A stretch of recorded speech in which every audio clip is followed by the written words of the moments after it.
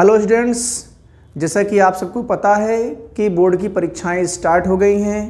तो परीक्षा में अधिक से अधिक कैसे अंक हम प्राप्त कर सकते हैं, इसको आज लिखने के तरीके पर हम विचार करते हैं। सबसे पहले हमें क्या करना होता है कि ऑब्जेक्टिव क्वेश्चंस जो होते हैं, ऑब्जेक्टिव क्वेश्चंस को एक पेज पर लिखना होता है। माने पहले पेज पर आपको ऑब्जेक्टिव क्वेश्चंस के सारे आंसर देने होते हैं। मीन्स जो ऑब्जेक्टिव क्वेश्चन अर्थात जो बहुविकल्पी क्वेश्चंस होते हैं उसको हमको विस्तृत नहीं लिखना होता है। उन्हें चारों विकल्पों में से केवल एक विकल्प का चयन करके उसे हमें लिखना होता है।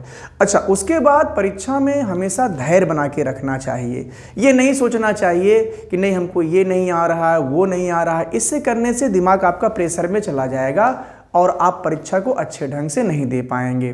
तो सबसे पहले काम क्या है, जो पहला पेज आपका है उस पर आप बहुविकल्पी क्वेश्चन के आंसर दीजिए। उसके बाद जो प्रश्न आपको बड़े अच्छे तरीके से तैयार हैं उनका उत्तर लिखना सीखिए, उनका उत्तर लिखना शुरू कर दीजिए। और उनका उत्तर लिखने के बाद जो जैसे जैसे आप आगे बढ़ते जाएंगे आपको सारे प्रश्नों के उत्तर जितना आपने पढ़ा है उसका उत्तर आपको याद आता चला आएगा। उसमें आपको घबराने की कोई ज़रूरत नहीं है। यदि आप घबराएंगे तो आपका हार्ट बीट बढ़ेगी, जिससे आप क्या कहते हैं अपना मानसिक संतुलन खो बैठेंगे, आप परीक्षा में नहीं लिख पाएंगे।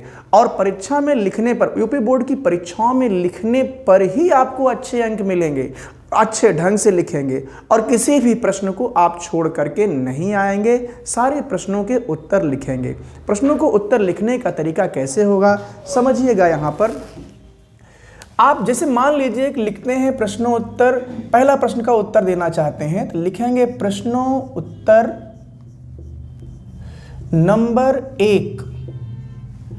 अब इसमें मान लीजिए 5 खंड हैं, तो 5 खंड में अगर आपको का उत्तर देना है तो यहां लिखेंगे का और उसके बाद लिखेंगे उत्तर। ऐसे उत्तर लिखेंगे।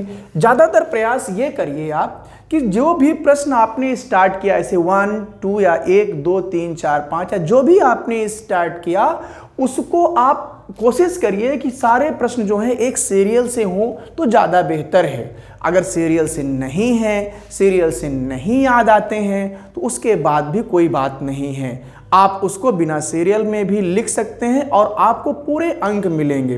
प्रश्नों को सोचिए कि उसमें हमसे पूछा क्या जा रहा है, जो पूछा जा रहा है उत्तर उसी का देना है आपको, अलग से अपनी तरफ से उत्तर नहीं देना है। कोशिश ये करना है कि सारे प्रश्न का सही उत्तर दिया जाए और सही उत्तर देंगे तो आपको अच्छे अंक जरूर मिलेंगे। अच्छा, जैसे इसका खा खंड होगा तो आप लिखेंगे यहाँ पर खा, फिर उसका उत्तर और ये गा उसका उत्तर। सपोज दैट गा का उत्तर नहीं पता है या नहीं याद आ रहा है, प्रेजेंट टाइम में उसका उत्तर नहीं याद आ रहा है, तो हम अब क्या करेंगे कि गा को छोड़ करके अब घा का उत्तर पता है तो घा लिख देंगे। मान लीजिए बाद में इसका उत्तर हमको ध्यान में आया तो बाद में इसका उत्तर लिख देंगे। अगर बहुविकल्पी प्रश्न है, माने ऑब्जेक्टिव टाइप क्वेश्चन है, मल्टीपल चॉइस क्वेश्चन है, तो उसके लिए आप मान लीजिए पहला क्वेश्चन मल्टीपल चॉइस है तो उसके लिए क्या करेंगे, आप यहाँ पर जगह छोड़ दीजिए। ऐसे यहाँ लिख दीजिए गा और इसका जगह छोड़ दीजिए और यहाँ पर उत्तर इसका डाल करके यहाँ पर अभी छोड़ के रखिए। जब आपको याद आएगा तो इसका उत्तर यहाँ लिख दीजिएगा। तो इससे क्या होगा कि जो ऑब्जेक्टिव क्वेश्चन होंगे सब एक पेज पर हो जाएंगे, तो एग्जामिनर को इसे चेक करने में दिक्कत नहीं होगी। जितना एग्जामिनर को दिक्कत कम होगी उतना ही आपको अंक ज़्यादा मिलेंगे। अच्छा, दूसरी बात, अब बड़े प्रश्न हैं तो बड़े प्रश्नों पर पहले आप मत जुट जाइए कि पहले ही बड़े प्रश्नों को हल मत करना शुरू कर दीजिए। नहीं तो होगा क्या कि आप बड़े प्रश्नों को प्रेशर बनाएंगे, दिमाग में प्रेशर आएगा बड़े प्रश्नों को हल करने का। बड़े प्रश्नों के चक्कर में जो आपके, बड़े का मतलब दीर्घोत्तरी प्रश्न, दीर्घोत्तरी प्रश्नों के चक्कर में आप पड़ जाएंगे तो आपका लघुत्तरी प्रश्न या बहुविकल्पी प्रश्न छूट सकता है। और आप ये जानिए कि जो प्रश्न पत्र है, प्रश्न पत्र में हर प्रश्न महत्व रखता है। हर प्रश्न एक नंबर लेके अपना आएगा और उस नंबर के हिसाब से ही आपको नंबर मिलेगा। इसलिए जरूरी है सभी प्रश्नों को हल करना या पहले छोटे छोटे प्रश्नों को हल करना। बड़े प्रश्नों पर पहले नहीं चलना है। छोटे छोटे प्रश्नों को आप हल करते जाएंगे तो धीरे धीरे आपके दिमाग में बड़े प्रश्नों के उत्तर अपने आप याद आते जाएंगे। अगर आप बड़े प्रश्न के चक्कर में पहले पड़ गए तो होगा क्या कि बड़ा प्रश्न आप कर रहे हैं और इतना लंबा आपने उसे लिख दिया, लेंदी खींच दिया ऐसे, तो तो लंबा हो गया तो उसका उत्तर छोटे प्रश्न के लिए समय ही आपके पास नहीं बचेगा, और जब छोटे प्रश्न के पास समय ही नहीं बचेगा तो पूरा प्रश्न पत्र आप सही से हल नहीं कर पाएंगे। तो परीक्षा में धैर्य बनाइए, धैर्य के साथ परीक्षा दीजिए।